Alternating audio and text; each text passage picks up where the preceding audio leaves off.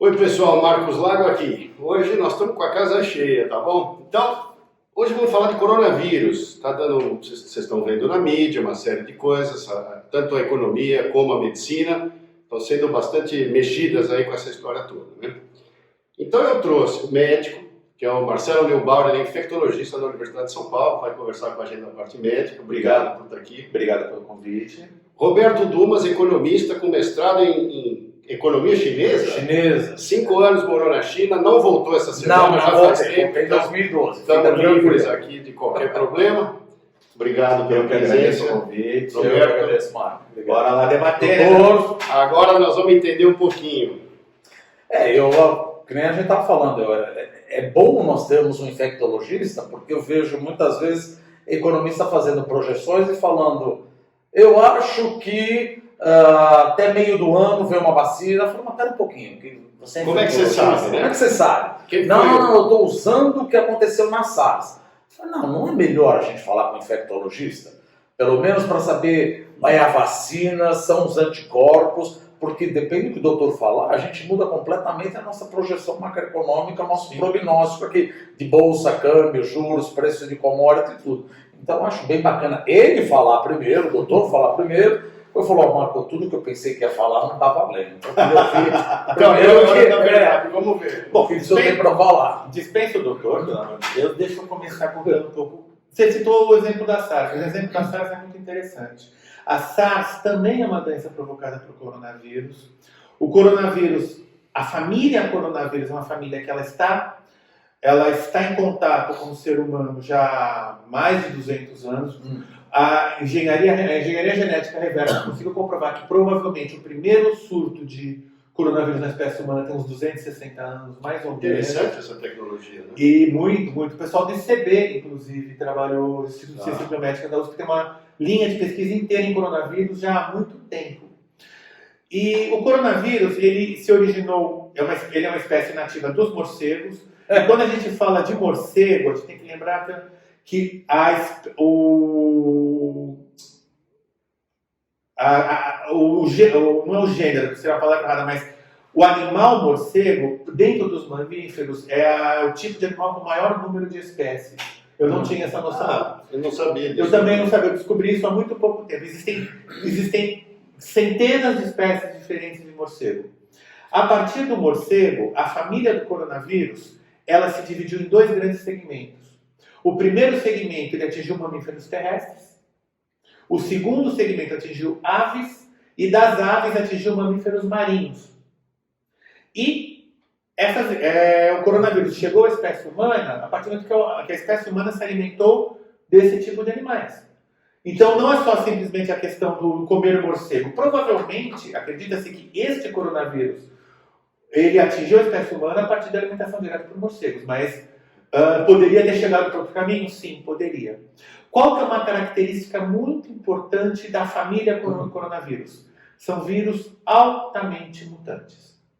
Tanto que esse vírus que está rodando agora no mundo, ele sofreu algumas mutações.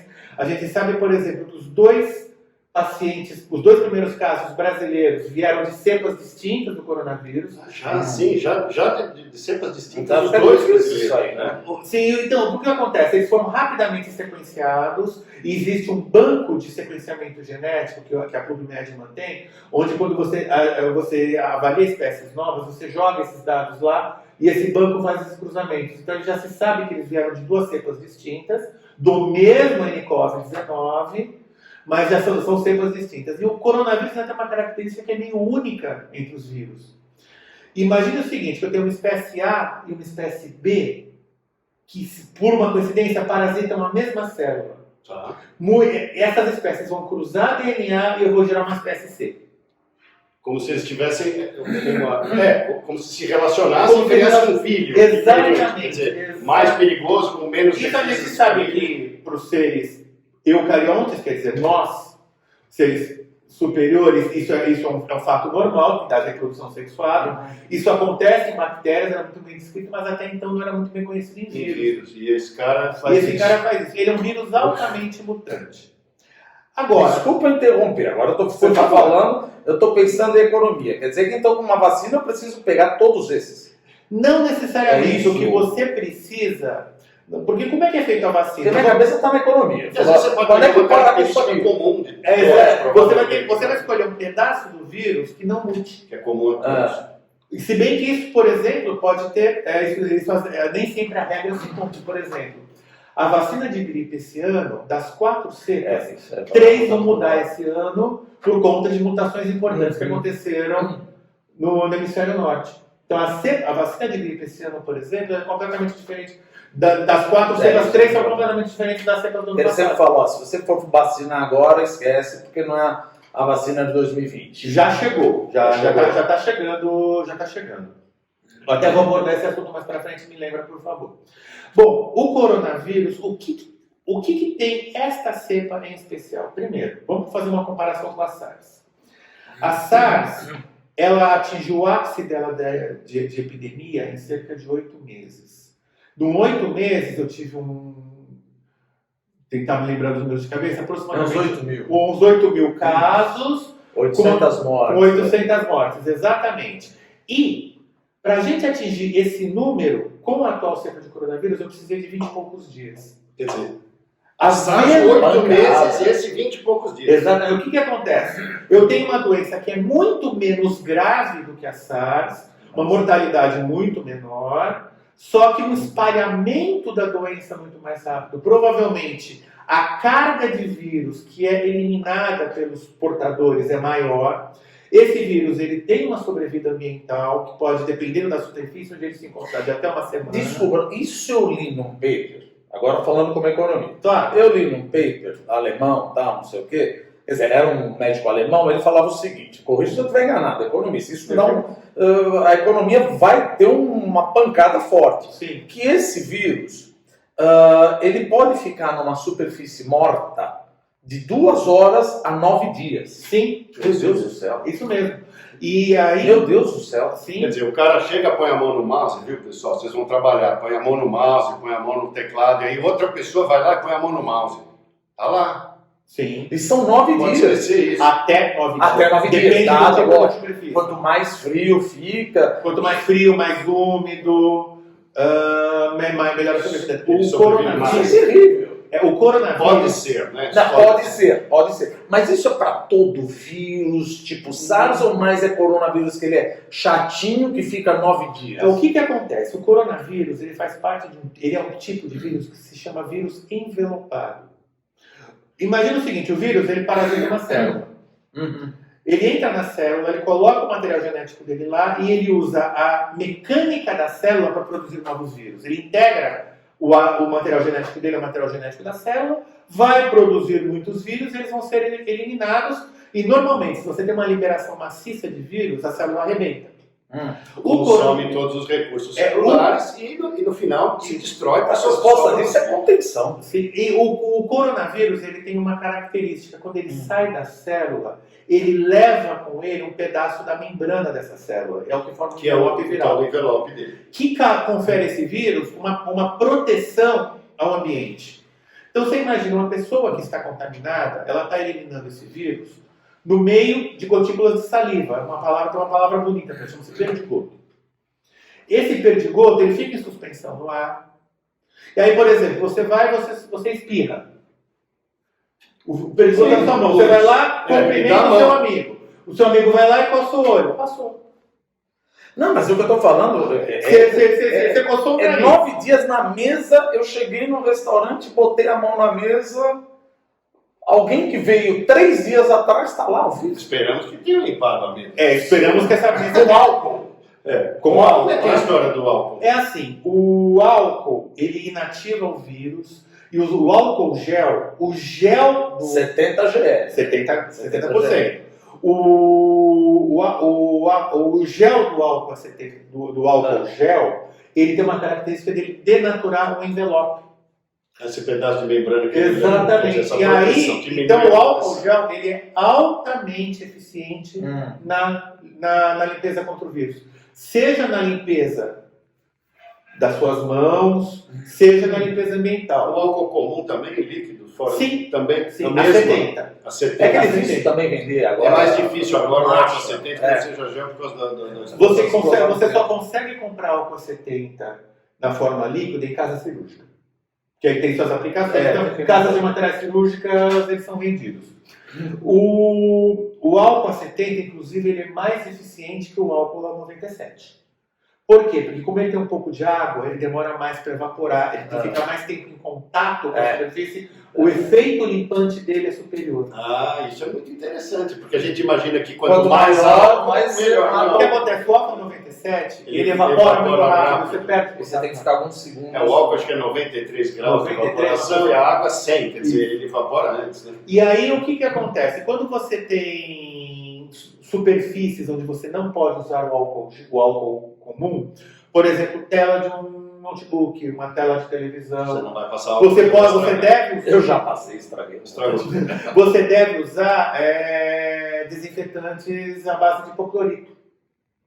Tomando cuidado de não deixar cair na roupa, porque senão ele O mancha. hipoclorito, para a turma saber, como é que chama?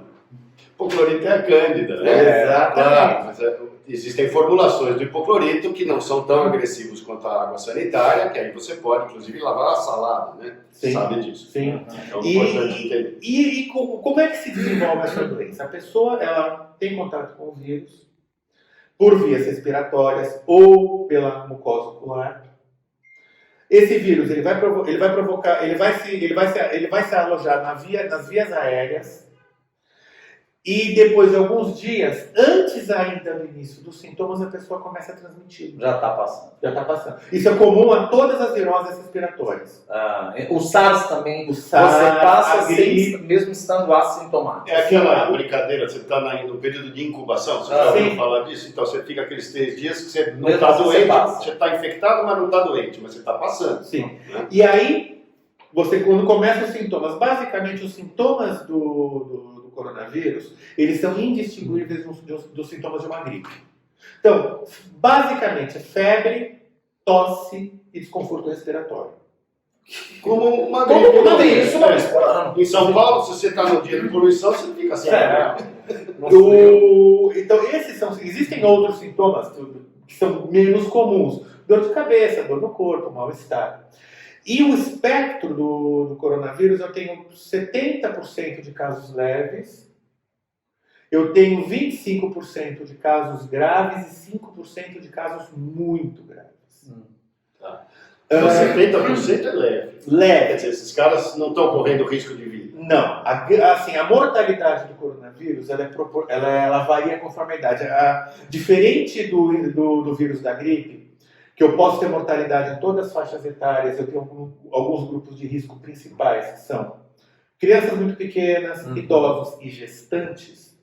O coronavírus não, ele tem a mortalidade, ela é baixa na população jovem, menos de 1% na população jovem, chegando a cerca de 14% no idoso acima de 80 anos de idade. 14%? 14%. Ainda assim, é uma mortalidade menor, por exemplo, do que do H1N1. A mortalidade do H1N1 sem tratamento, quer dizer, sem tomar o antiviral, ela é mais alta. Ela pode ser mais alta a depender da cepa. 2009, quem se lembra, a pandemia de H1N1 foi catastrófica. Eu lembro, estava na China. Minha mulher estava grávida. Nossa Senhora. Minha mulher estava grávida e alguém foi visitá-la. Eu acabei de passar o H1N1. Eu falei, mas tá louco. Tá fazendo o quê? Minha quê? mulher aqui grávida. Nessa época, eu trabalhava dirigindo uma operação de um plano de saúde em Porto Alegre. Nós tivemos tantos casos da doença que começou a faltar leitos de terapia intensiva na grande Porto Alegre e nós éramos obrigados a mandar esses pacientes serra acima para Gramado, Canela, etc., por falta de disponibilidade de leitos de terapia intensiva, tamanha a quantidade de casos graves. Mas isso não é o esperado. A gente não espera isso nessa epidemia atual. O que a gente espera para essa epidemia atual? Muitos casos. A doença já chegou no Brasil. Veja que o primeiro caso no Brasil tem menos de uma semana. Sim. E hoje, 6 de março, nós já temos 8 casos confirmados no Brasil, sendo 2 casos de transmissão interna, quer dizer, pessoas que não foram para a zona de risco. E os 2 casos, sabidamente, eram contactantes dos casos conhecidos. Então, A situação ainda está sob controle no Brasil, mas a gente sabe que a tendência dessa situação é espalhar. Olha, O que a gente não sabe é qual perfil que o Brasil vai seguir.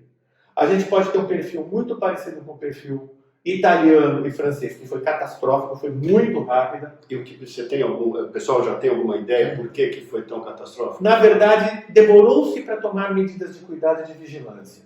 Ou a gente pode ter um perfil como o americano.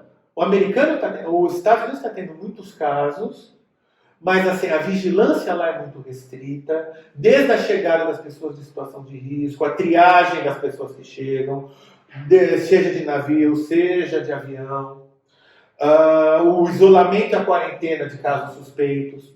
Então lá eles têm então lá, assim, eu esperaria nos Estados Unidos hoje talvez muito mais casos do que eu estou vendo hoje nos Estados Unidos. E hoje você tem muitos casos na costa oeste americana, na costa oeste inteira, e faz todo sentido, né? São as portas de entrada dos voos do Oriente. Eu tenho alguns casos na Nova Inglaterra, e eu tenho alguns casos no Sudeste, então eu tenho Flórida. Hoje apareceu um caso na Carolina do Norte.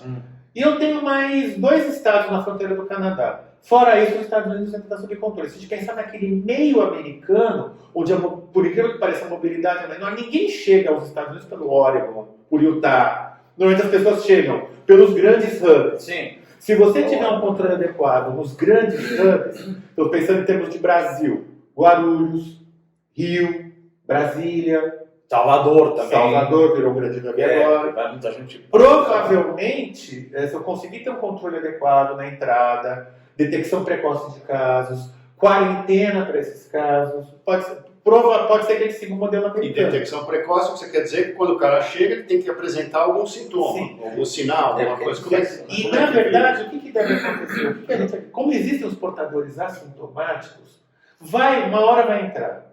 Então, medidas do tipo, olha, quem vem de zona de risco, quem teve contato com pessoas doentes, permanecer isolado, evitar contatos, evitar viagens desnecessárias, evitar principalmente para zonas, hoje em dia, por exemplo, eu recomendaria fortemente não ir para a Itália, não ir para a França. China, então, nem se fala. Apesar de ter um fenômeno interessante, hoje você tem mais casos novos fora da China do que na China. E a China Eles já estão no retornos momento de decrescentes. contenção, Eles já estão no momento de contenção, então é claro, se você pega o acumulado de casos, tem muito mais casos na China do que no resto do mundo. Mas o que acontece? Hoje você tem mais novos casos dia a dia fora da China. Eu vi uma notícia hoje de manhã, mas eu não consegui confirmar, de que nas 24 horas não houve caso novo na China. Mas como é uma fonte leiga e eu não consegui mais essa informação uma fonte oficial, eu prefiro aguardar uma informação mais... Semana passada eu estava viajando, fui para Miami, inclusive, e eu vi muita gente de máscara nos aeroportos, nos voos. Como é que está esse negócio aí? Que máscara que funciona? Isso funciona? Não funciona? Como é que é um pouco esse negócio? Bom, o uso da máscara... Assim, existe uma recomendação da Organização Mundial da Saúde, existe uma recomendação do CDC. CDC é o Centro de Controle de Doenças americano. Basicamente, é o melhor hub de epidemiologia do mundo. E existe uma recomendação do Ministério da Saúde, as 3 recomendações são idênticas. Então, é assim, pessoas com sintomas gripais, elas devem utilizar a máscara para não ter risco de contaminar outras pessoas. E isso não só pensando em coronavírus, isso pensando em qualquer doença gripal. Tem a ética respiratória. A tal da etiqueta respiratória. Aquela questão do espirro utilizando o cotovelo. O oriental faz muito isso. Sim. E a gente vê bastante gente de máscara o tempo inteiro. E quem não está acostumado se assusta. Sim. Espera um pouquinho. Agora não tanto, mas há uns 10 anos atrás, quando você via alguém de máscara, você falou, meu Deus, É um esse cara fantasma. o que esse cara tem agora? Então, o uso da máscara convencional por quem está sadio para prevenir, ele é altamente ineficaz. Olha que interessante. Porque a turma, eu acho que é importante a turma entender. Sabe aquela máscara cirúrgica que vende? Vende em qualquer lugar. Que hoje não tem mais, né? Você não está achando. Nem acho, mas enfim, essa máscara, o que o Marcelo está dizendo é que ela não vai te proteger. tá? Ela tem me explica um pouco, você estava me O que falando acontece? do Imagina tempo o de seguinte, proteção, como é que ela imagina funciona? o seguinte, a máscara ela tem uma trama. Na verdade, a máscara são camadas de papel, né, de celulose, formando uma trama. Essa trama ela tem poros, senão a gente não conseguiria respirar. Ah, Quando você exala o vírus, você exala esse vírus dentro de uma gotícula de água, quando você respira.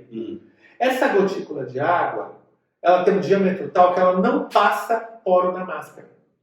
Tá, então tem uma proteção na saída. saída. Só que acontece, imagina que esses perdigotos, que o termo é esse, estão espalhados no ambiente. Essa água, com o tempo, ela tende a ir evaporando. Quando acabar toda a água, o vírus morre. Mas enquanto tiver água, o vírus está protegido. E à medida que uma gotícula de água vai evaporando, ela vai diminuindo de tamanho. E aí ela passa. Aí ela consegue entrar pela trama. Então, a contaminação de entrada, A máscara não protege. depois de algum tempo que a máscara começar a ficar um pouco úmida, o vírus diminuir, né, o perdigoto diminuir de tamanho, vai passar e vai te contaminar. Essa é uma outra questão interessante. A máscara, ela é eficiente enquanto ela está seca. A partir do momento que você respira, que você vai umidificando a máscara, ela vai perdendo eficiência. lógico. No máximo, a máscara aguenta 2 horas. Tá bom. E aí tem uma outra, N, não sei. A N95. A N95 realmente ela é muito eficiente para a proteção. O problema é o seguinte, é impossível usar essa máscara há muito tempo. Porque os poros da máscara eles são muito pequenos, ela cria uma resistência para respirar, você vai cansando. Você fica cansado. E aí não usar a máscara adequadamente, quer dizer usá-la firmemente presa ao rosto, firmemente colocada. Aí você tira um pouco para relaxar. Não, aí a hora que você pôs a mão na frente, Você tira um você pouco. contaminou a mão inteira, né? Para tirar a máscara, você não pode tirá-la assim, você tem que tirá-la pelas orelhas. Pra não. Porque Pra essa você não superfície tá com. Então, essa mão, a superfície Mas tá, não é todo mundo que vai saber isso. Não, então, Vai fazer tudo errado. É por isso que eu queria um pouquinho essa discussão, porque senão a gente fica com essas fantasias. Não, põe a máscara, estou protegido. Aí esquece de lavar a mão, esquece de não sei o quê, achando que a máscara está te salvando. E às Não vezes é é bem outro assim. tipo de máscara que você vira os memes, né? Aí O cara põe máscara no gato, eu vi um põe no um gato. gatinho recortado com a um máscara filtro da Segunda Guerra. Isso, alguma coisa disso daí. Não, isso não tem o menor cabimento. Na verdade, Garrafas, a melhor proteção contra o coronavírus é lavagem intensiva de mãos. Sabonete comum, Sabonete alguma coisa comum, diferente. sabonete comum ele é muito eficiente. Sabonete glicerinado é mais eficiente ainda por causa da ação da glicerina no envelope. A glicerina no envelope do vírus, ela dissolve o Olha que envelope. legal. E na impossibilidade do uso de água e sabão, álcool gel. Então, o que eu estou vendo algumas empresas fazerem, que eu acho muito acertado, é disponibilizar dispensers de álcool gel em todas as áreas possíveis, e a pessoa, e principalmente, manter a higiene da sua estação de trabalho, a higiene da sua casa, uma limpeza, então, ter o cuidado de limpar as maçanetas, de limpar as tomadas na parede, os plugs de tomada, os plugs de acender, são os lugares mais sujos de uma Que casa. todo mundo põe a mão. Que todo mundo põe a mão. Várias mãos diferentes em momentos. Sim, eu tenho um infectologista no Rio que eu gosto muito, que ele diz que o brasileiro ele toma banho demais e lava a mão de menos. E isso é um fato. Isso é verdade, né? E quando a gente teve o último surto de influenza 2 ou 3 anos atrás, as campanhas para lavagem de mãos foram tão intensas que uma das externalidades positivas disso foi a redução de infecção hospitalar. Porque as pessoas estavam lavando a mão com mais frequência. Então, a principal medida é, primeiro, evitar... Se você está doente, se você tem sintomas gripais, pelo amor de Deus, não vai ter contato principalmente com pessoas de risco. E não é só pensando no coronavírus, é pensando na gripe. Não no idoso. Você vê muita gente com uma pouca falta de ética nesse sentido. Sim. Por exemplo, você vê gente que acabou de viajar e fala, vamos almoçar? Fala, não. Sim. Entendeu? Então, as pessoas às vezes não pensam. Falam, mas eu não estou doente. Eu falo, não, mas como você pode estar sabe? carregando. Não, Como uma outra você medida sabe? muito importante. Tem que entender essas coisas, por favor. Sim. Você chegou de viagem, não importa. Não convide ninguém para almoçar. Sim. Não faça isso. Porque você deixa o outro sem graça. Numa situação que Ele fala, eu não quero que você está doente. Você acha que eu estou doente? Não, é uma coisa... Eu não sou velho. Agora, quanto de preocupação que a gente tem que passar para as pessoas ou tem que acalmar as pessoas? Como é que é isso? Eu ouvi o Drauzio, eu ouvi mais um filósofo, e eles falando para o pessoal, acalma, pessoal. Sim, Calma, na verdade, pessoal. Agora, o que nós vamos falar? eu tenho... Mais para calma, né? Porque daqui a pouco eu quero entrar nesse assunto de economia, porque assim, as bolsas derretendo, o dinheiro indo... Então, existe às vezes o que é medo, o que não é medo, qual a mensagem que você me dá é assim, mais ou menos, pensa ali, Você vai falar, vai mexer na bolsa agora. Cuidado, hein? Eu diria... Nasdaq, O Nasdaq está te ouvindo. Quem quer? Bom, sem querer entrar na série econômica, que vou deixar para vocês, o grande medo do coronavírus realmente é uma questão econômica. Imagina uma empresa pequena, uma empresa de 10 funcionários, que eu tenho 8 pessoas acometidas. A empresa para. Claro. Esse é um risco real. Agora, se a gente for pensar do ponto de vista médico, eu tenho uma página nas redes sociais que eu discuto sobre assuntos médicos. Como chama a sua página? Marcelo.Neubauer. Pessoal, No Facebook e no Instagram. Legal. E eu fiz uma postagem inicial sobre o coronavírus, falando um pouco sobre a doença, especialmente depois que eu participei de um evento que foi organizado pelo Cid Salman, que foi muito interessante, trazendo autoridades no assunto. Depois eu fiz mais uma... E eu fiz uma postagem no começo da semana, depois do primeiro caso brasileiro. O que muda com a ocorrência do primeiro caso brasileiro? Nada. Por quê? Vai chegar? Era esperar. Vai chegar. É uma pandemia. A Organização Mundial da Saúde decretou uma emergência global. Por quê? Não porque vai morrer muita gente, como morreu de gripe em 1919, que a epidemia que matou umas 50 milhões de pessoas, né? Tudo bem, eram outros tempos, a tecnologia médica era outra, mas eu vou ter muitos casos, então eu vou ter muito absenteísmo. Então o maior problema vai ser isso. Vai ser retirar as pessoas do convívio. Então, do trabalho, do convívio familiar, do convívio Exatamente. escolar, da vida dela. Parece que o negócio é mais contenção. Né? Sim, eu vou ter mas não mortes e desgraças. Eu vou ter muitos casos graves, então eu vou ter... 5% você falou. Gastos graves, 20%. 20% somando graves. Inclusive entre jovens. Só que os jovens... O que é jovem? Nós entender. Nós, na faixa Nós, de 50 nós mesmo. Então tá bom demais. Nossa. e menos. Você vai ter pacientes jovens fazendo pneumonias graves, indo para terapia intensiva, precisando de ventilação. Paciente de 25 anos com terapia pode ter pneumonia grave. Só que são pessoas que vão sobreviver. Certo, porque tem reserva. Agora, no idoso grave, o idoso grave ele vira um caso catastrófico.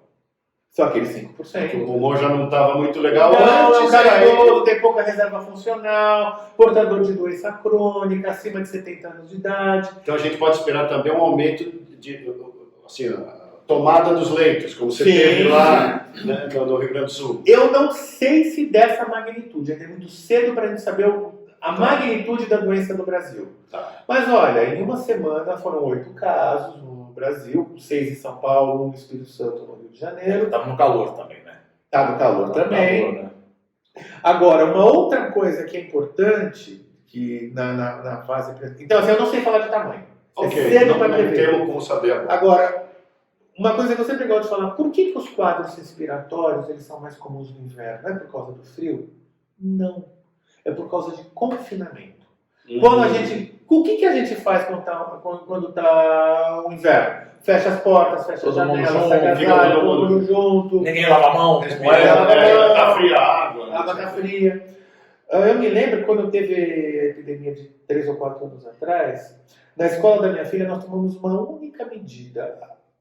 Porque assim, já uma escola que tem álcool gel para todo lado e tal. Janelas abertas. A epidemia passou, tivemos um caso na escola e não... E é claro, o caso foi afastado. Sim. Mas lembrando que até o indivíduo ser afastado, ele já transmitiu.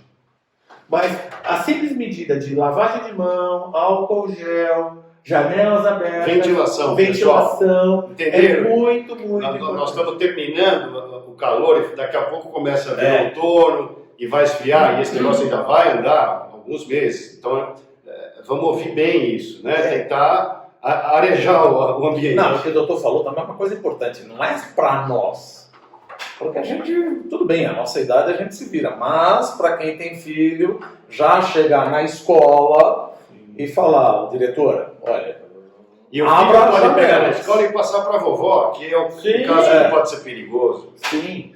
Eu tive um colega de trabalho há cerca de 3 ou 4 semanas que ela pegou um quadro gripal, provavelmente no próprio ambiente de trabalho, a gente não sabe, ela teve um quadro gripal. Chegou e passou para outra família. E no filho foi diagnosticado H1N1. Então, assim, porque as doenças respiratórias elas são altamente contagiosas. É a maneira do agente sobreviver. Claro, a melhor maneira que ele inventou para ficar vivo. Então, o que a gente espera é uma doença altamente contagiosa, é a epidemia mais rápida da história. Isso é um dado interessante. Então, é assim, imagina. já vou fazer uma pergunta para ele. Não, você imagina que o caso o paciente vai- zero. Ele vai me matar. Imagina, o paciente zero, quer dizer, o primeiro paciente diagnosticado no mundo, foi diagnosticado no dia 29 de dezembro. Então, você Não acha foi que o médico chinês? Foi um paciente. E aí o médico chinês que morreu? Mas Exatamente. esses números são confiáveis? São. Porque a gente É assim, às vezes a informação... Eu tenho checado o número de várias fontes de informação, todas de alta relevância. Organização Mundial da Saúde, CDC, a Universidade John Hopkins criou um dashboard em tempo real. O próprio Ministério está muito boa, a fonte de informação do Ministério da Saúde está muito boa. As informações estão coerentes, estão corretas, estão claras. As secretarias estaduais, praticamente todas as secretarias estaduais de saúde do Brasil, estão com planos de mitigação de risco muito bons, todos baseados, claro, no plano do Ministério, na verdade são desdobramentos dos planos do Ministério. Então, assim, as fontes de informação de boa qualidade são muito boas. Infelizmente, também tem muita informação furada. Sei. A ponto do CDC, do Ministério da Saúde e da Organização Mundial da Saúde, dedicarem páginas exclusivas a fake news. Para desmistificar fake news. Tem muita. Tomar água quente, eu já ouvi tomar água quente. Tomar água quente. Nem fala porque. Nem fala. Não dá dá ideia. Não dá ideia. E na verdade. Tem nada de água quente. Não, e na verdade, essas fake news, mas não são grandes de serviço. Claro. Então, assim, procurar a fonte de informação. E tem muita fonte de informação boa. Os números estão sendo atualizados. Eu me lembro que no começo da semana, eu olhei o dashboard do norte-americano de manhã.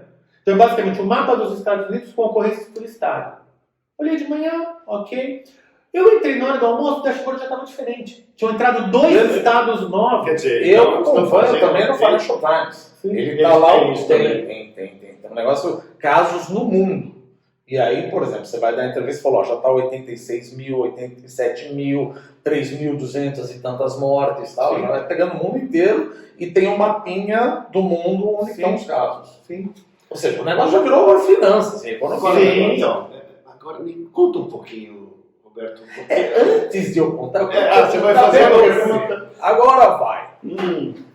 Quando é que o doutor acha que nós vamos parar um pouco? Não estou dizendo que está certo ou não está certo essa histeria, mas essa histeria prejudica o mercado.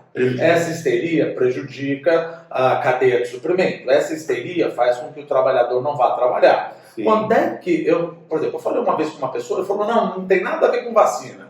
Qual é a tua expectativa onde as coisas, ninguém está dizendo que o coronavírus vai ficar.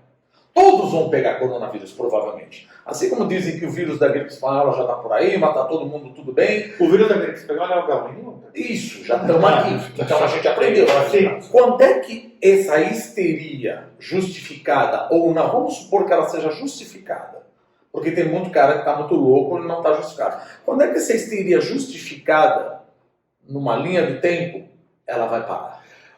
Porque isso prejudica na minha projeção econômica. Aí é que está.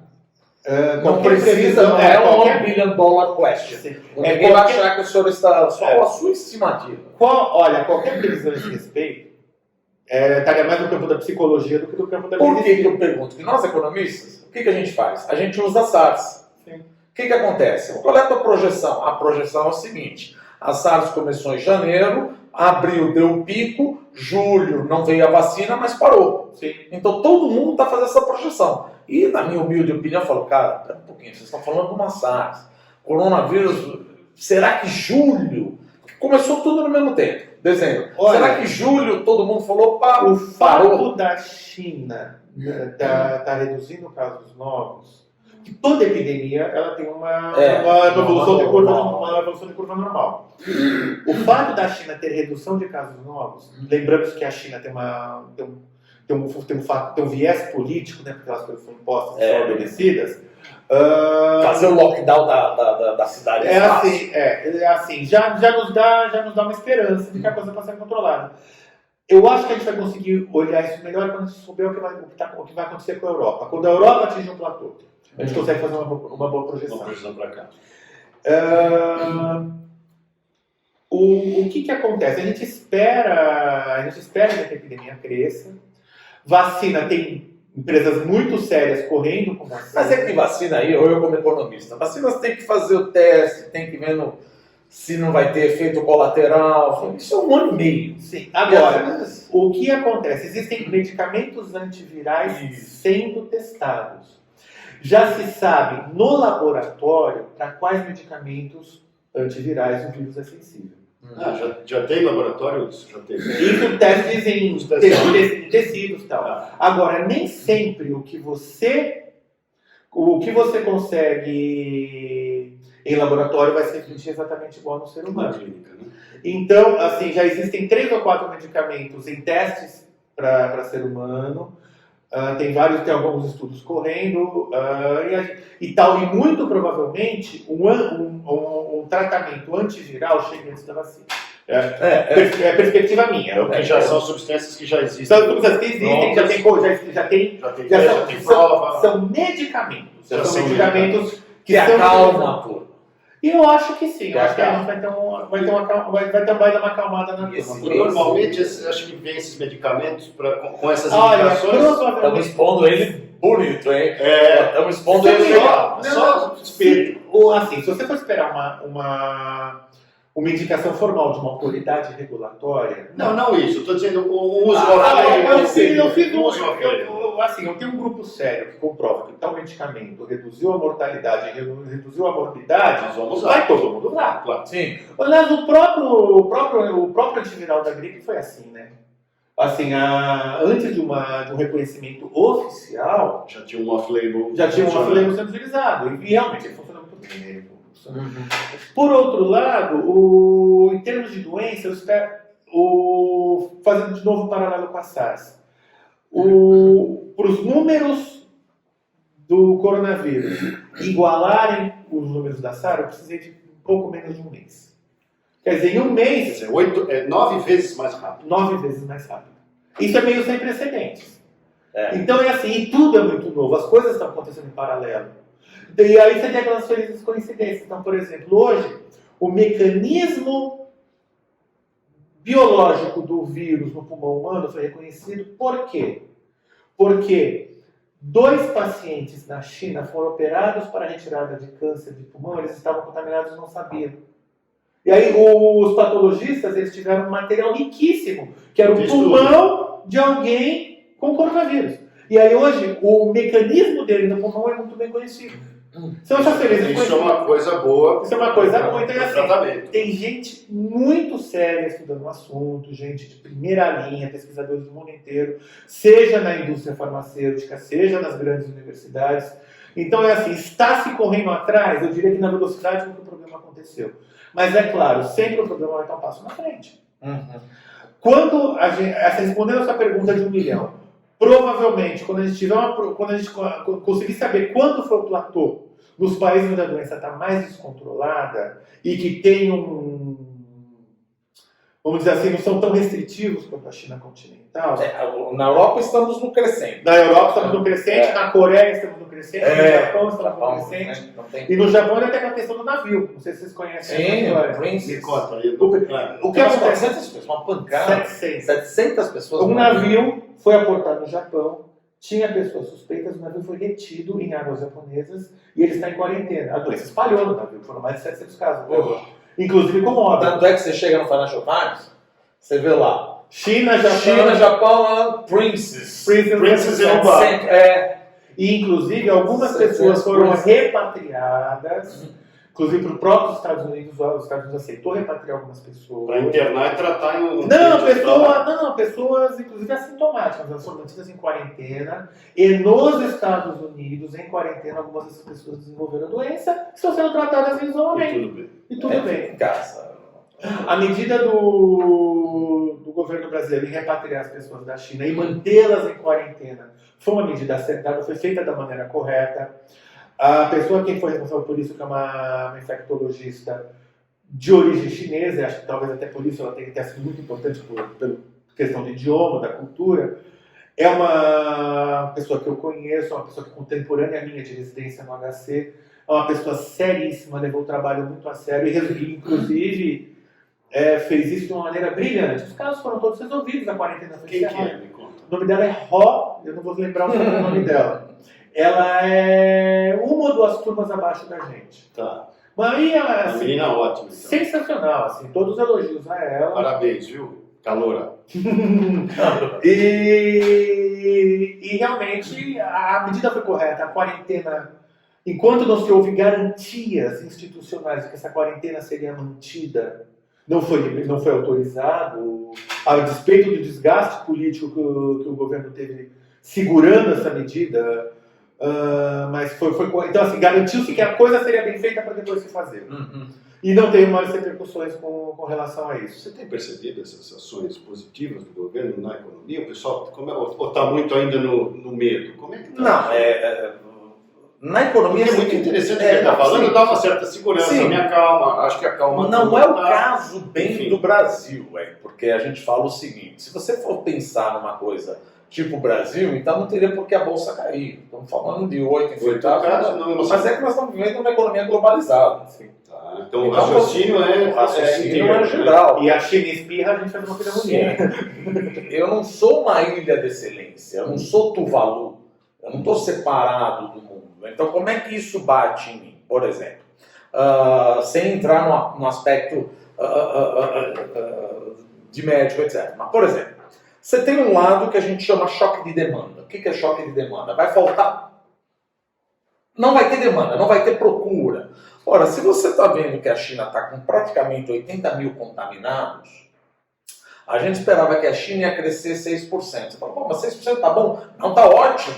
Só que eu esperava 6%. E agora? E agora eu espero 4,5%. Não tá bom? Não, tá ótimo 4,5%. Só que o que o economista faz? O economista precifica os ativos, as commodities, as ações, utilizando aquela premissa lá atrás. Eu utilizei uma premissa de que a China ia crescer 6%.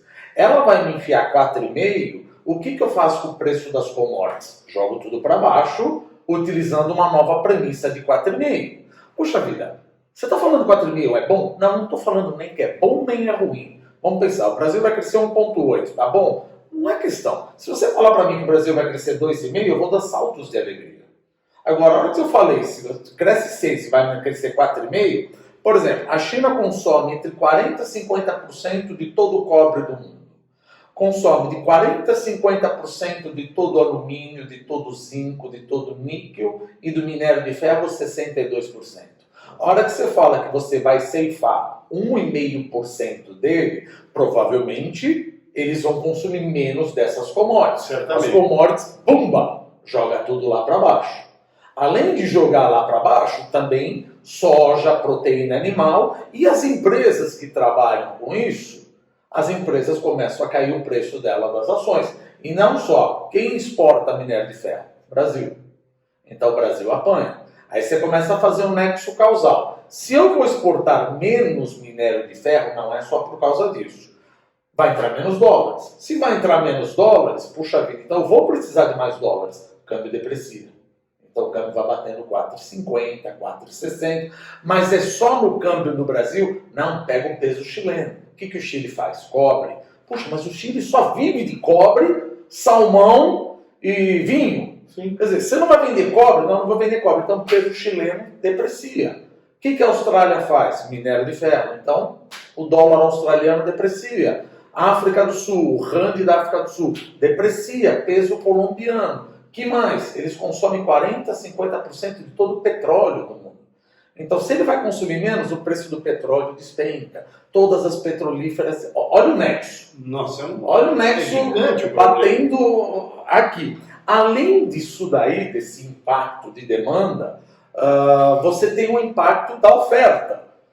Por isso que a autoridade monetária fica perdida. Falar, então já sei. Quer dizer que o mundo vai desacelerar? Vai. Qual é a comparação com a SARS?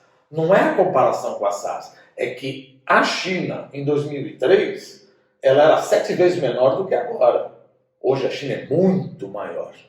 Então, se você tem gráficos que você olha, por exemplo, o consumo da China de carvão, usando uma base 100 assim, caiu 54%, sendo que a maior energia utilizada na China é termoelétrica movida a carvão. Então você vê, a China está parada. Desligaram as máquinas. Desligaram as máquinas, não estou usando energia elétrica. Isso em quanto tempo? Agora? Isso depois do feriado lunar, até 28 de fevereiro, caiu o consumo de carvão em 54%. Ora, aí eu já antecipando isso daí, vendo as ações. Sim. Esse é outro motivo. Depois, que é um indicador antecedente, passageiros, tráfego de passageiros. Por exemplo, depois do feriado lunar, geralmente você tem de 2010 a 2019, na média, 100 milhões de passageiros andando todo dia, tráfego, e depois cai para 80. Não passa de 20 milhões. Até 29, 28 de fevereiro. Ou seja, ninguém está saindo de casa. O que eu quero dizer? A China está parada. Sim. Se a China está parada, ela não vai consumir essas commodities. Ela não vai consumir essas commodities, os países que exportam essas commodities vão apanhar. Sim. Se eles vão apanhar, vai entrar menos dólar. Vai entrar menos dólar, a moeda desses países apanha. Ah, mas tem mais alguma coisa para piorar? Tem. Como a China está parada, e ela é um bruta, uma cadeia de suprimento, o que acontece? Principalmente setor automobilístico, setor eletroeletrônico, setor de tecnologia, setor de telecomunicações, eu compro equipamentos tanto da Coreia, do Japão e da China. Então, provavelmente vai chegar um tempo, algum momento aqui, que vai faltar, que aí não é o choque de demanda, é o choque de oferta. O que é o choque de oferta? Eu não tenho peça para fazer o carro. Eu não tenho peça para fazer eletroeletrônico. E aí você fala, poxa, mas não dá para desenvolver alguém no Vietnã? Não, a coisa não é assim. Porque a minha mulher trabalhava numa empresa automobilística. Para você desenvolver um fornecedor, você tem que chegar e falar, você entendeu o que eu preciso? Você tem a capacidade financeira de atender, por exemplo, uma GM, uma Ford? Você entendeu a qualidade? Você consegue, tem a robustez financeira de investir e atender o que eu estou precisando? Você utiliza mão de obra análoga à escravidão? Isso demora 8 meses para eu desenvolver o fornecedor. Então aí você fala, não, mas espera um pouquinho. São produtos grandes? Não, às vezes você tem. Minha mulher uma vez foi no Cais de Santos, porque um container ficou retido e ela veio de carro. Eu falei, como é que você veio de carro? A fábrica parou. Porque simplesmente era uma caixinha assim. E se falta alguma coisinha no carro, o carro não sai. Então você está com um choque de oferta. Então o mundo começa a parar. Então você tem o canal do choque de demanda, ou seja, eu não vou exportar essas coisas, por isso é que as ações que trabalham com isso, as mineradoras e outra, turismo, e ninguém vai viajar mais. Então as ações de turismo, as ações das aviações aéreas, etc., Boeing, Embraer, todas essas coisas começam a cair. E é uma coisa que fala, mas eu vou repetir. Não, não vai. Se você não viajou agora, você não vai viajar 2 vezes depois. O serviço está perdido. Exato. Turismo está O avião perdido. não voa hoje. Amanhã ele não voa hoje. Eu não fui para a Ele voa Itália. amanhã. A hora que vier a vacina, eu vou 2 vezes. Não, Não. você já perdeu. E a hora que você sabe disso, fala, cara, então teu lucro nunca mais vai voltar. Vou vender tua ação. Então a bolsa começa a cair.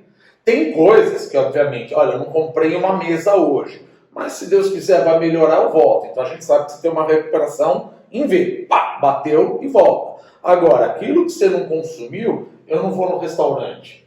Você não vai comer 2 vezes. Sim. Você não vai comer 2 vezes. Então, de voltando, você tem o choque de demanda, você tem o choque de oferta e tem o pior choque, que é o choque financeiro.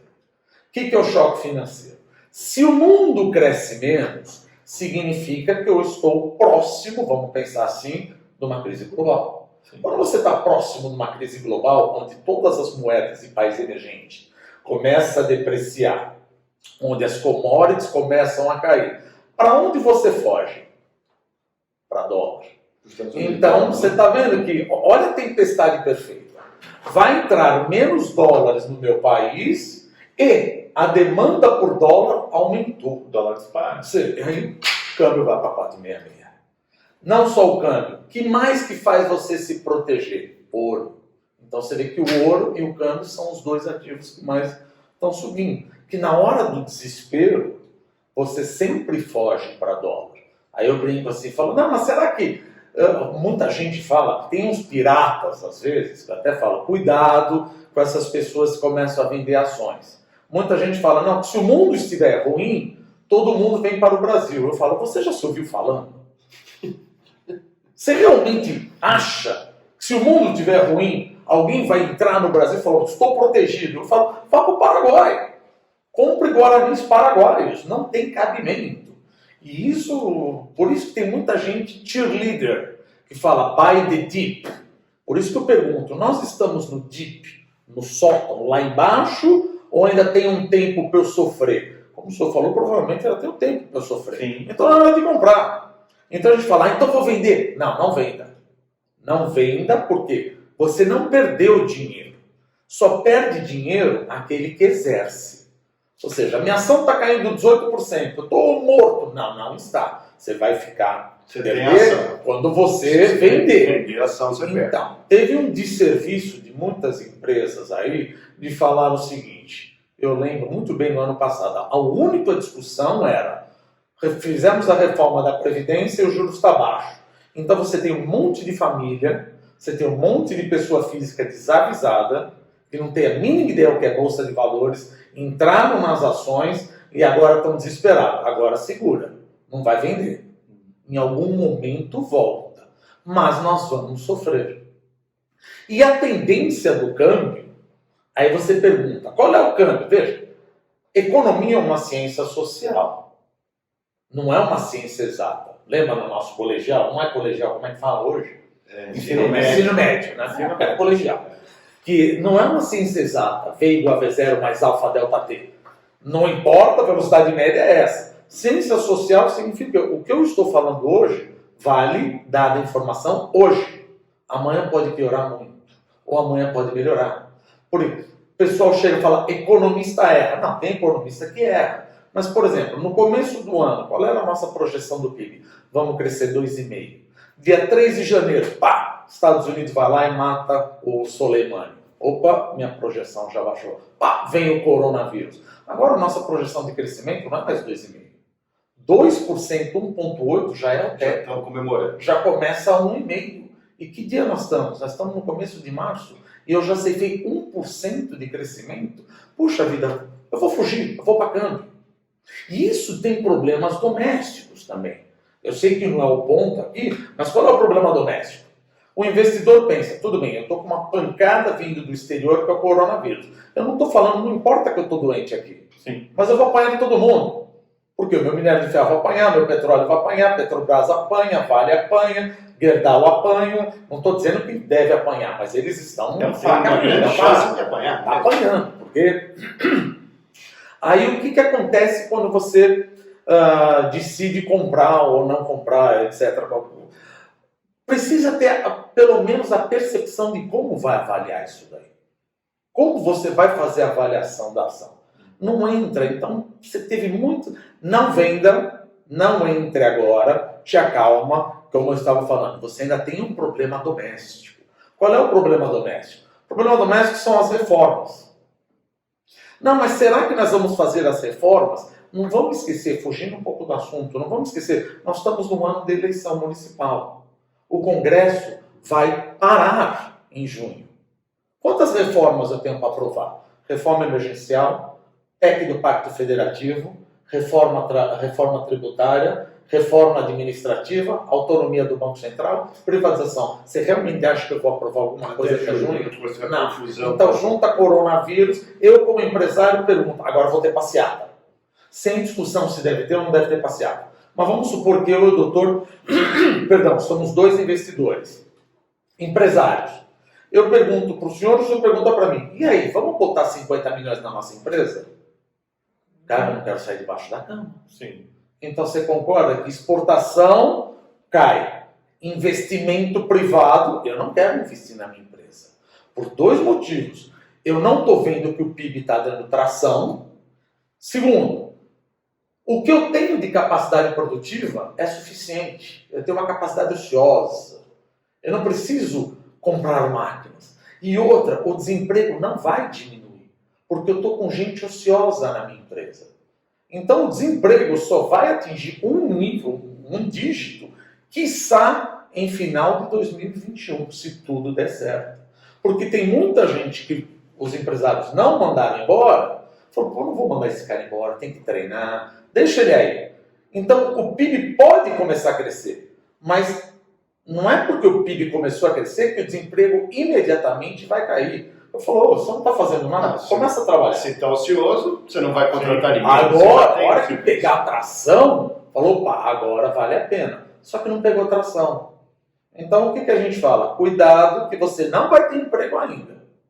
Cuidado que o desemprego não vai cair. E o que é pior, o PIB não pegou tração. Por quê? Porque quando eu falo que às vezes Deus desistiu do Brasil, a gente... Você vem uma pancada do coronavírus, e você vê uma pancada com problema de reforma, eu estou com a eleição municipal, e aí entra no problema, por isso que o câmbio... Mas o câmbio vai bater onde? Esquece, ninguém vai te dar o número. Mas é aquela coisa, em inglês que a gente fala, the trend is not your friend. A tendência não é tua amiga. O que a gente faz? Cenários. Eu tenho dois cenários que a gente fala. Você tem que ter cenário. Você acha que o câmbio volta para 4,20 ou você acha que ele começa a ir para 4,70, 4,80? Pode acontecer os dois. Qual é a probabilidade, dado que o doutor falou que provavelmente vai demorar? Eu aloco uma probabilidade maior de que ainda vai piorar antes de melhorar. Então, uma pergunta de não economista. Tem um lá... Onde eu ponho meu dinheiro? O sujeito fala, ele não tem os 50 milhões para o sócio dele para pôr na empresa, ele tem lá uma graninha que agora o juro caiu, o banco já não paga tanto. Ele vai para o dólar, você acha? Ele fica quieto? Os dólares... A ação a gente já entendeu que ele não vai mexer. Ação, mas um pouquinho de grana que ele tem no DI, que o juro caiu... A ação agora tem que ser para cara profissional. Não dá para ser que nem muita gente começou a vender para cara. Tem gente que compra ação e não tem a mínima ideia do que está comprando. Você está comprando um pedaço da empresa. Aí eu falo, por que você comprou? Ah, porque eu gosto dessa empresa. Por que você gosta dessa empresa? Porque ela é legal. Como é que você faz a avaliação da empresa? Pelos ativos dela. Que ativo tem a Apple? Que ativo tem a Coca-Cola? É a marca. Tá, então como é que você precificou essa marca? Ele não tem a mínima ideia. Aí ele fala, eu não sei, mandaram eu comprar. Quer dizer, você não precisa ser expert, mas pelo menos ler um relatório e entender o que o relatório mandando você comprar aquela ação está dizendo. Você está indo como a manada está indo. E esse foi o problema maior. Agora, aonde colocaria o dinheiro? Em primeiro lugar, tu te acalma aí. Não vai entrar na bolsa. Oh, mas a bolsa caiu 4, amanhã vai subir 3. É óbvio que amanhã vai subir 3. Nada cai assim. E nada sobe assim. Quando cai, tem escadinha. Por isso que eu falo, todo dia é dia de trabalho para quem trabalha em day trade. Você quer trabalhar em day trade? Então todo dia é dia de trabalho. Caiu 4, caiu... Day trade é o seguinte, é um dia só. Comprar e vender a ação no mesmo dia, tá, pessoal? Mas isso é tipo daquela coisa. Se você trabalha em outra coisa, não dá para você ser day trade. Sim. Então, não, eu quero investir. Então fica fora, tá muito volátil, tem muita bagunça. Tá bom, então não vou fugir da tua pergunta. Aonde eu ponho? Continuo um pouco no DI, porque agora não é hora. Tá todo mundo muito louco. Se nós estamos no meio de uma festa onde tá todo mundo bêbado, não é hora de você tirar alguém para dançar. Fica parado invista provavelmente em fundos imobiliários. Por quê? Com a taxa de juros lá embaixo, é óbvio que você vai ter um aumento do preço das casas. Eu não estou mandando você comprar casa. Você pode investir em comprar a própria casa. Como é que é isso? Não precisa Não é imobilizar. obrigatório. Não. Né? Quando a gente fala comprar casa, não significa comprar casa. Comprar tijolo, desculpa o termo, é chato, enche o saco. Financeiramente é a pior coisa que você faz. Você fica com o tijolo lá, né? Você não fica com o dinheiro. Eu quero vender isso daqui. Tá bom, chama Tira o o corretor. tijolo, toma aqui. Chama o corretor. Não, Então o que eu faço? História. E principalmente na crise, você não vende esse imobilizado. Não vende. Porque o outro também não tem dinheiro para comprar. Então o que eu faço? Eu pego meus R$50, meus R$500 e também vou comprar casa. Só que não. Só que no fundo que compra casa. Eu dou R$500 e compro um pedacinho. Que casa? Não te interessa. Esse fundo vai comprar apartamentos, casas, etc. E aí você tem liquidez. Eu quero sair daqui 3 dias. Você sai, mas você está exposto a ativos imobiliários. E aí você pergunta, qual é o macro driver? O que leva um ativo imobiliário a subir? Pergunta, coisa simples, não tem economista. O que faz alguém comprar casa? Casar. Não, esquece isso. O que faz alguém comprar uma casa? Primeiro, taxa de juros baixa, certo? Estamos com isso. Segundo, a renda do trabalhador começa a aumentar. Não está lá, mas está aumentando. Terceiro, os bancos querem emprestar dinheiro para ativos imobiliários. Então, os 3 fatores estão levando a você a ir para o ativo imobiliário. Então, vá no ativo imobiliário, não imobilize, não compre casa, porque fala, não, eu quero comprar 3 apartamentos. Gente, o mundo mudou, não é como era, por exemplo, no meu pai. Falou, eu gosto de comprar tijolo. Isso, você vai ser invadido, não vai conseguir alugar, vai ter que pagar IPTU, vai ter que pagar, ninguém aluga. Então você compra cotas de fundo de investimento. Que aí você está exposto à bonança do fundo imobiliário. Quer brincar com ação? Vamos pensar. Ah, mas eu sou louco, eu quero brincar com ação. Então, se a gente começa a pensar aqui, não estou recomendando nada, mas qual seria a ação que estaria eventualmente protegida no momento desse? O senhor concorda que uma ação de empresa de saúde seria um bom call? Sim. Às vezes já está caro. Não estou falando para comprar. Que os caras já o cara já comprou. Que a turma O cara já comprou. A turma é rápida. Fala, pô, saúde. Imagina se você inventa uma vacina. Sim. Olha o que vai bombar. Não estou mandando comprar. Às vezes já está caro. Segundo, já mudando um pouco de assunto. Educação. Eu sou professor. Qual é o meu futuro? Sim, é uma trick question. Mas qual é o meu futuro? O meu futuro é morrer. Por que meu futuro é morrer? Porque a tendência, cada vez mais, é você ter ensino à distância. Esse ensino à distância vai cortar o custo das faculdades. Então, ações de empresas de educação, saúde, é uma boa pedida. Elas são muito mais resilientes. Mas devo comprar de novo? Não. Pegue pelo menos o relatório de algum banco, de alguém que fez análise, para ver se isso vale você comprar. Que de repente ela já está cara. Já está no preço, está cara demais. Ou às vezes você pega uma porcaria de uma empresa, mas ela já caiu demais, vale a pena. E aí uma pergunta. Para aquele investidor... Pelo amor de Deus, eu não estou mandando comprar nada, hein? Para aquele investidor que tem aquele dinheiro que ele não precisa, que é aquele dinheiro que ele vai precisar, que ele pode deixar aplicado por um longo prazo, não é um momento bom de entrar em ações porque elas estão baratas? Elas estão baratas. Mas aí eu volto à pergunta. O senhor acabou de falar que provavelmente teremos mais um período de estresse. Então, espera cair mais um pouco. Entendi. Entendeu? Então, por isso que eu falei, cara, eu quero falar com ele. Claro, você vê quanto que vai realizar esse negócio para Porque saber se ele quanto falar, olha, mais daqui um mês é hora, eu falei, então buy the dip. Não posso estar enganado, fica tranquilo, não vou usar. Falou, não, o doutor falou, ele me ferrou. Não vou fazer isso. Mas o que eu tomei, olha, ainda vai piorar um pouquinho para melhorar. Se vai piorar um pouquinho, quer dizer, você pode entrar na bolsa agora, você não vai acertar o olho da mosca. Mas vai chegar perto. Tu te acalma Deus. Veja, aí é para longo prazo. Sim. Ela vai voltar. Dá 2 anos, vai voltar. Agora, analise primeiro. Não vai que nem um boi doido saindo comprando. Vou comprar. Veja, tem coisas que você não deve comprar, que você sabe. Quer ver outra? De novo, não estou falando nada disso, estou falando de setores. A China, quer queira, quer não, ela vai voltar. Sim. A China, ela tem, em economia, você tem 3 motores: exportações líquidas, consumo e investimento. O Brasil cresce muito mais via consumo. A China cresceu muito mais via investimento e exportação. Exportação, pum, caiu. Porque os Estados Unidos não querem comprar mais. Aí você começa a descobrir por que o Brasil virou o Darwin da China. Descobrir terceiros mercados vão enfiar no Brasil. Não é nenhum juízo de valor. Então, como você tem um partido ditatorial, não tem nada de comunismo na China.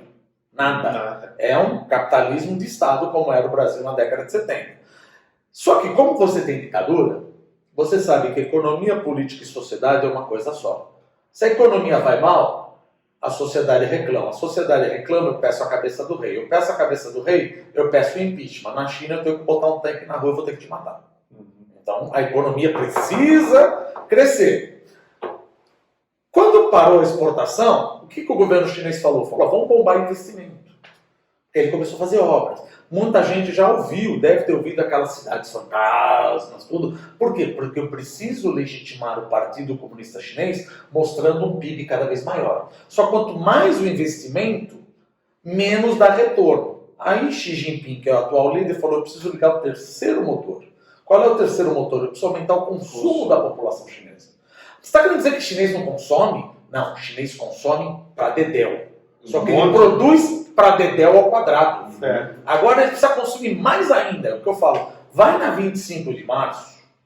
Eu gosto de explicar assim a economia chinesa. Chega lá numa loja de chinês que fala, o que você está vendendo? Eu estou vendendo tudo isso. Tá. Para de vender, eu quero que você consuma tudo isso. Não tenho dinheiro. O que eu vou fazer? Eu vou ter que dar mais salário para esse chinês. Então o governo chinês aumentou o salário do chinês. Se eu aumentei o salário, se a renda da população chinesa, esquece um pouco o coronavírus, vai aumentar, qual é a principal coisa que ele vai comprar do Brasil? Comida. Proteína animal. Soja. Não quero dizer que, olha, compra, mas eu estou falando, é um setor que tende a se beneficiar da mudança do modelo econômico chinês. E aí, ele era voltado para investimento, agora quer voltar para consumo. Ele precisa isso. Se eu vou dar mais dinheiro, eu vou comer mais. Se eu vou comer mais, proteína animal. Por que a carne explodiu de preço no ano passado? Porque não tinha o coronavírus, o chinês estava com junto com a febre suína, ele estava louco, com mais renda. Dizimou praticamente 300 milhões de cabeça, não sei qual é o coletivo de porco, é porco para danar, né? 300 milhões de cabeça de porco, não tinha carne, o preço da carne explodiu. Ou seja, isso vai acabar voltando. Eles vão consumir proteína animal, soja, outra alimentação. Então fica de olho nisso daí. Devo comprar ação? Pelo amor de Deus, não estou dizendo isso. Talvez já esteja no preço. Mas é preciso estudar isso. Estou falando de segmento econômico. Isso. Educação, saúde e proteína animal que está dependendo de vender para a China seriam bom para analisar. Eu acho que é isso. Meninos, fantástica essa Bom, conversa. Muito Pelo legal. amor de Deus, ninguém está mandando comprar nada, hein? Vai falar. Você tem página pessoal também? Tem. Se vocês quiserem me visitar, eu estou lá no www.dumasconsulting.com.br. Dá uma olhada lá. Mídia à social você disposição. tem também? Facebook, Roberto Dumas Damas. Instagram, Roberto D.Damas. E Twitter, não sei. Deve estar. Vocês acham aí no Vocês Twitter, me né? acham. Por aí. E à disposição para dar uma palestra. Põe no Google, você acha? Isso, e à disposição para dar uma palestra também para a tua empresa. Pronto. Oba, isso é legal, pessoal. Você tem mais alguma página pessoal que você gostaria de Não, eu tenho. Mídia social? Então, eu tenho o Marcelo Neubauer no Facebook, o doutor Marcelo Neubauer no Facebook, também que é minha a página de profissional, profissional. e o Marcelo.neubauer no Instagram. Legal. O Twitter, eu não sei. Super Legal. legal. Eu que agradeço. Roberto, Eu que agradeço, meu muito amigo. obrigado. Ó, Valeu, somos gente. amigos da década de 80, hein? quando a gente ainda... É bom, não vou falar. Deixa. Ela vai Valeu, na gente. rolha. Tchau, gente. pessoal. Tchau. Obrigado.